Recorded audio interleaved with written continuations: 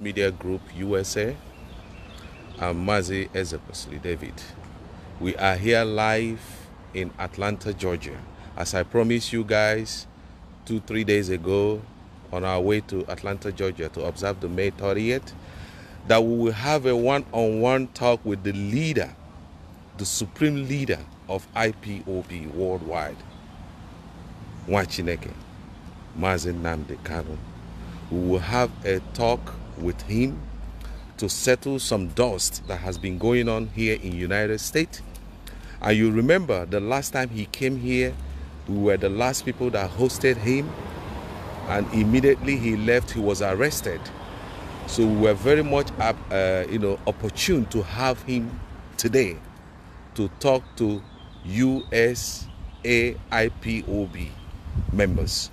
So it's a great privilege and honor to have him today. There's a big question we have for him, and I'm going to throw it at him. So anyhow, there's the grave has been digged 6 feet.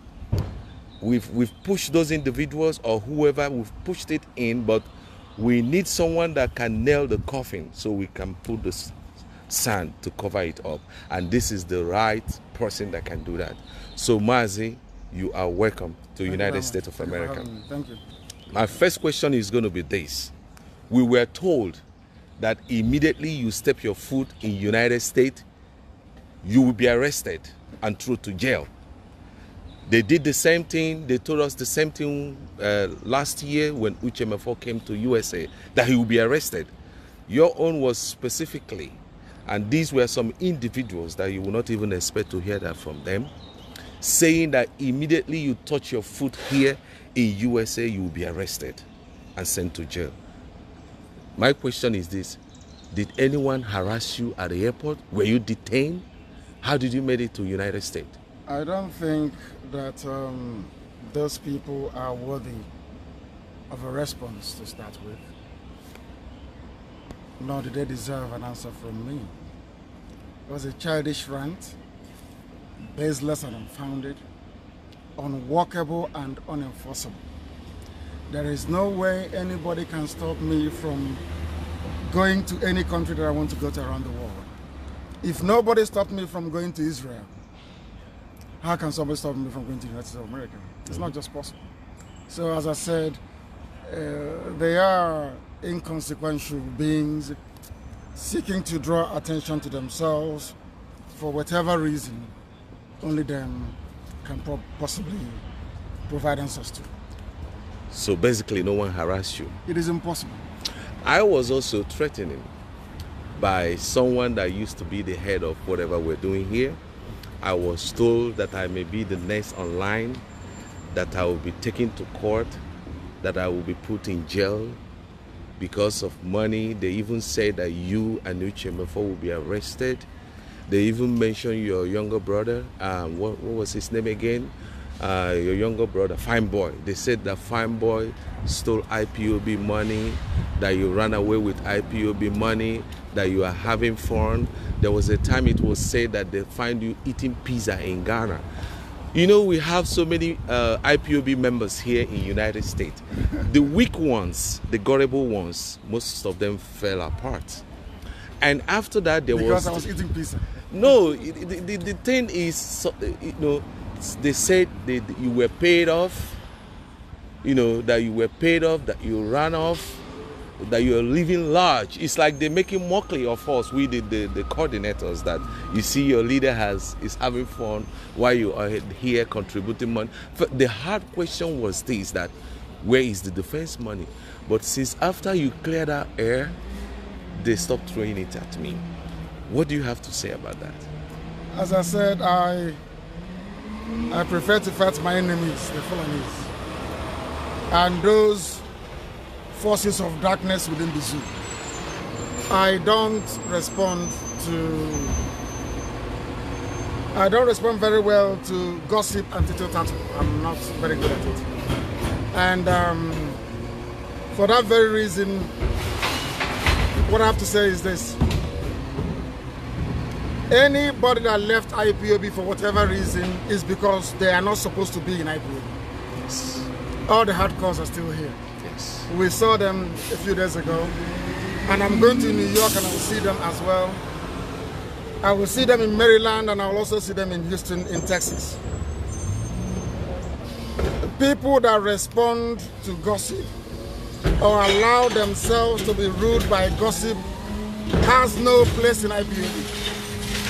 That's the fact. So the next question is this. You mean that some of these individuals, we used to be all family members, but when the gossip was climbing up high, they all have so many excuses to fail off.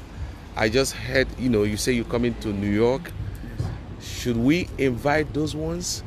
Are you open to take questions? Or like those, they are part of our family. They used to be part of our family members. But everyone keeps talking, oh, Nnamdi is this and Nnamdi is that. None of them have met you. Do you mean those ones can come and ask you a question? Or is it an open forum? Or is just for the IPOB? I'm a New York coordinator. Is it mean you're coming? Is it just only for New York zone members? Or is it just for all New Yorkers? I want everybody to come. All New Yorkers to come to our town hall meeting in New York. Okay. And more especially, I want the doubting Thomases and the critics to come. Okay. I want to meet them. Okay. I want to answer their questions. Okay. And hopefully they should be able to answer mine as well. Yes.